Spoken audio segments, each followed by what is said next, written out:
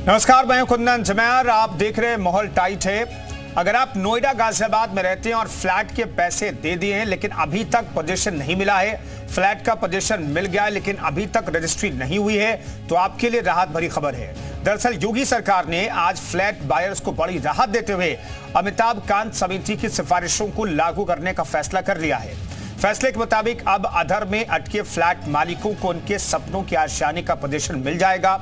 साथ ही उन बायर्स की रजिस्ट्री भी हो सकेगी जिनको पोजीशन तो मिल गया है लेकिन अभी तक बिल्डर ने रजिस्ट्री नहीं करवाई है। बताया जा रहा है कि इस फैसले से नोएडा गाजियाबाद के करीब 2.5 लाख फ्लैट मालिकों को फायदा पहुंचेगा। मंत्रिपरिषद ने सहमति दी है। इसमें खास तौर से दो बातें हैं।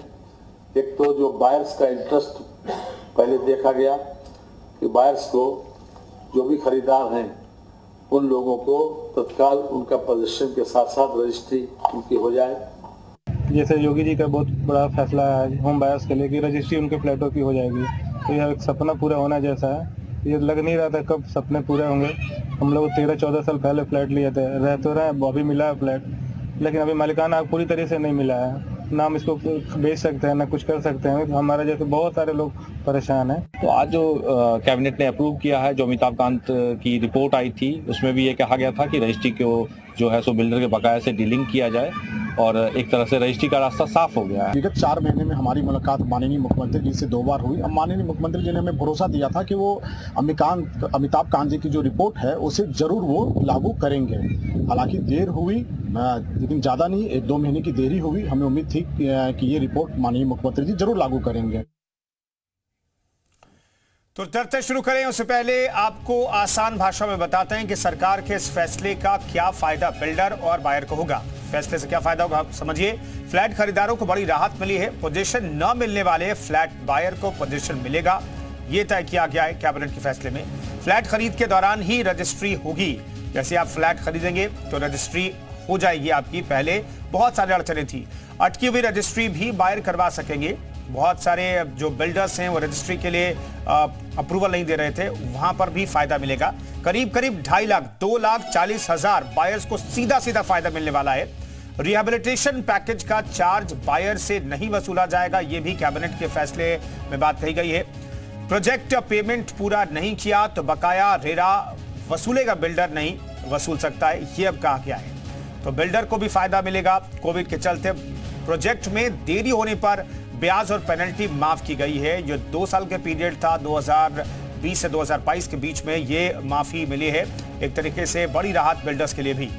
बेसिक स्ट्रक्चर खरीदार का जो पैसा बिल्डर पर बकाया है उसका भुगतान नहीं होगा। बिल्डर को डेवलपर नियुक्त करने की छूट मिल गई है। जमीन सरेंडर करने की छूट भी मिली है। प्रोजेक्ट विस्तार करने की छूट भी दी गई है। तो आज बड़े फैसले कैबिनेट की तरफ से लिए गए और जिसका सीधा सीधा फायदा कम से कम दिल्ली एनसीआर में, जो उत्तर प्रदेश का हिस्सा है, नोएडा गाजियाबाद में जो लोग रहते हैं जिनकी रजिस्ट्री नहीं हो पाई थी फ्लैट्स की किसी न किसी वजह से, वो रजिस्ट्री करा पाई। तो तमाम सहयोगी हमारे साथ मौजूद हैं। विजय हमारे सहयोगी सबसे पहले नोएडा से मौजूद हैं, उनका रुख कर लेते हैं। विजय, सबसे पहले आप लोगों से बातचीत करके बताइए कि सीधे तौर पर वो क्या राहत फील करे, क्योंकि बहुत एसोसिएशन बायर्स के थे जो ये डिमांड कर रहे थे बहुत लंबे वक्त से।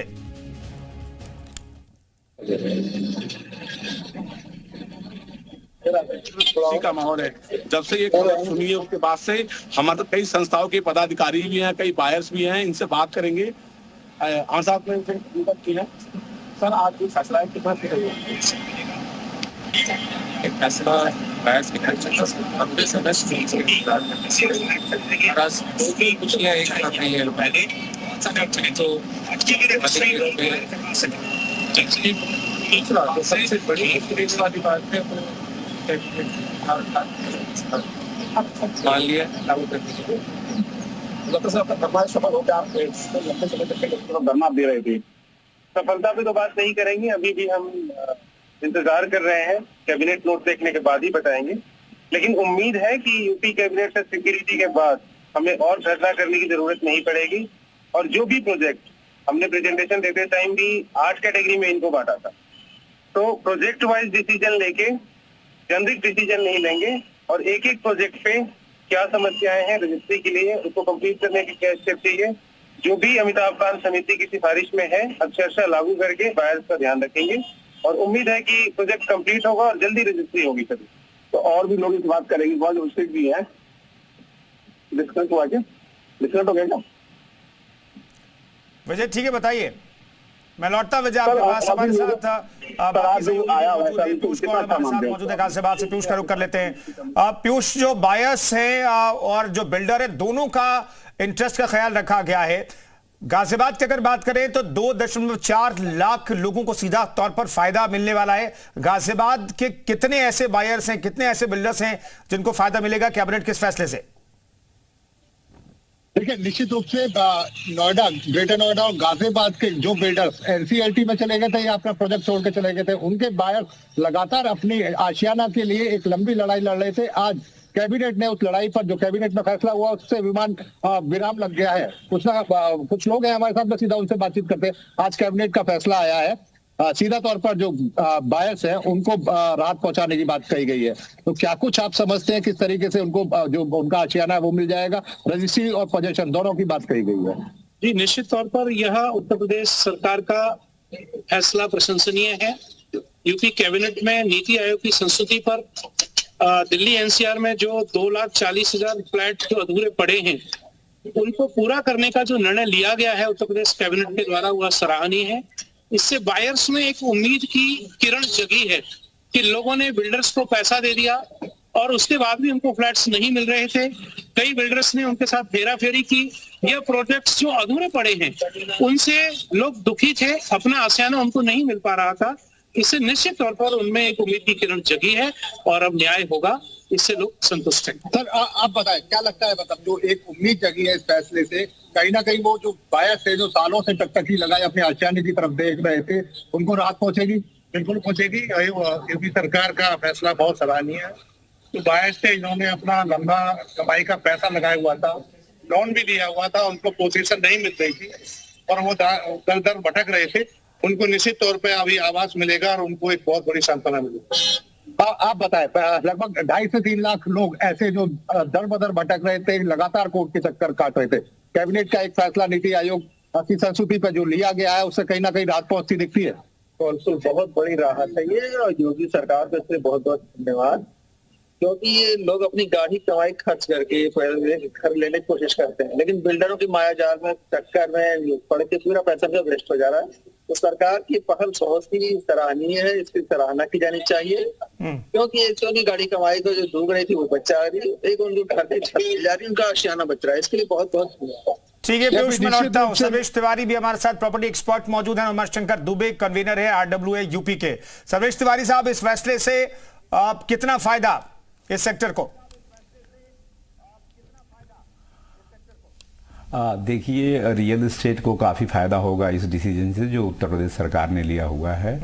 और अगर दिल्ली एनसीआर की हम लोग बात कर रहे हैं तो दिल्ली एनसीआर में लाखों लोग फंसे हुए थे ऐसी प्रॉपर्टी परचेज करके।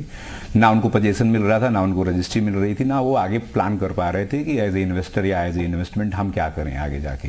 तो ये जो लाखों लोग हैं, जो फिगर भी आप लोग फाइंड आउट कर रहे हैं कि 2.4 लाख लोग हैं, उनको काफ़ी राहत मिलेगा और वो राहत की सांस लेंगे।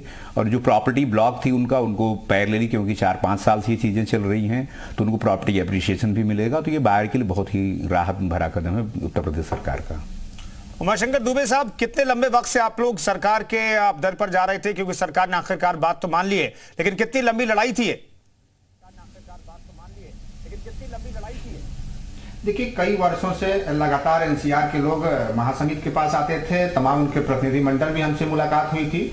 हम लोगों ने मुख्यमंत्री जी को पत्र लिखे थे और लगातार इसकी मांग हो रही थी कि चूंकि देखिए 2.4 लाख की बात नहीं है, ये हमारे वो सिर्फ वायर्स नहीं, उतने परिवार हैं, उतने परिवार के सपने हैं। हम लोग लगातार इस बात की मांग कर रहे थे कि एक तरफ सरकार सबका अपना छत हो, सबका अपना घर हो, इसको लेकर के अभियान चला रही है, दूसरी तरफ आदमी लोन लेकर के किसी तरीके से अपनी मेहनत की कमाई पूंजी को अपने घर के सपने के लिए आशियाने में लगाया था। वर्षों से वो तमाम तरह की जो समस्याएं थी, तमाम तरह की जो विसंगतियां थी, और कहीं न कहीं बिल्डर्स और वायर्स के बीच में जो तालमेल नहीं थे, सरकार की तरफ से जो लापरवाहियां थी, उसका वो खामियाजा भुगत रहे थे वायर्स। तो कुल मिला के जो लगातार हम लोगों की मांग हो रही थी, जो नोएडा के, एनसीआर के, दिल्ली के जो हमारे जो आरडब्ल्यूएस के प्रतिनिधि थी वो लगातार मांग कर रहे थे और महासमिति ने इसकी मांग की थी। सरकार का यह फैसला निश्चित तौर पर स्वागत योग्य है। सरकार ने उन आवंटियों के, उन जनता की, उन हमारे जो वायर्स हैं उनके सपनों के बारे में सोचा। और दूसरी तरफ जो सरकार का ये कैबिनेट का फैसला है ये कहीं बिल्डरों को भी उनको प्रमोट करेगा। ऐसा नहीं है कि वो बिल्डर्स के खिलाफ कुछ जाता है, बहुत ही एक कह सकते हैं कि एक तालमेल जैसा बनाने की कोशिश की गई है। और जो बहुत गड़बड़ बिल्डर होंगे निश्चित तौर पर उनके खिलाफ भी कार्रवाई होगी। और जो ये प्लानिंग है कि जो घर का सपना हो, तो ये हम मांग कर रहे थे वर्षों से। आज ये कह सकते हैं कि सरकार ने उन्हें सौगात देने की, एक तोहफा देने की कोशिश की है हमारे उन परिवार को जो 2.4 लाख हैं।